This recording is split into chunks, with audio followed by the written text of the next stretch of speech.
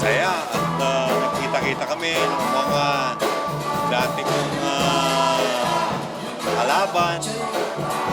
Pero I know for my sarili kong na magkikita kami nito dahil talagang because of our rivalry. Unification is kailangan unity sa bawat isa, di ba? Well, totoo yun. Ako ay naano ko na overwhelm ako. Unification is wala na yung mga nakaraan. Nakaraan is tapos na. It's over. Di ba? So, yun na yun. Mahirap pa i-compare, no? Pagka kasi compare mo yung dalawa is parang sinabi yung pinaghalo mo yung yung tubig at langis eh. Diba? Mahirap i-compare eh. Ako as a coach right now in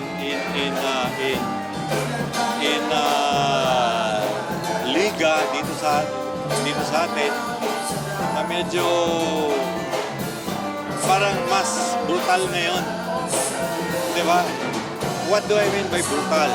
Brutal is, diba, yung ano tawag nito? Ano ba yun? Yung pinapakita mo yung, ano mo eh, yung kasalbayan mo eh. Unlike before, hindi pinapakita yun. Ganun yung, ano ko, pagkakatingin ko sa ano.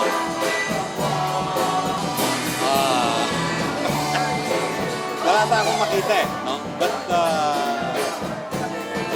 kasi marami na ako kasi nag-coach din ako ng amateur noon. And then now, hindi ko ma-compare, mahirap i-compare sa takbo ng laro ngayon. Parang sinabi mo na yung laro noon, talagang tirahan, suntukan, which is hindi naman ganon. Diba? Now is, madali mag-init ang ulo ng players now. Noon, hindi ganon eh. Tanggapin mo, gumanti ka. Huwag kang magreklamo. Diba? Now, ngayon, ang dami, konting tama, higa. Konting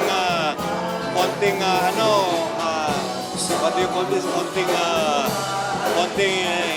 nadibdiban ka ng konti, hindi ka naman nasaktan. Nagugulong ka na sa lupa. Diba? Sobrang OA. Sa akin, OA na yun.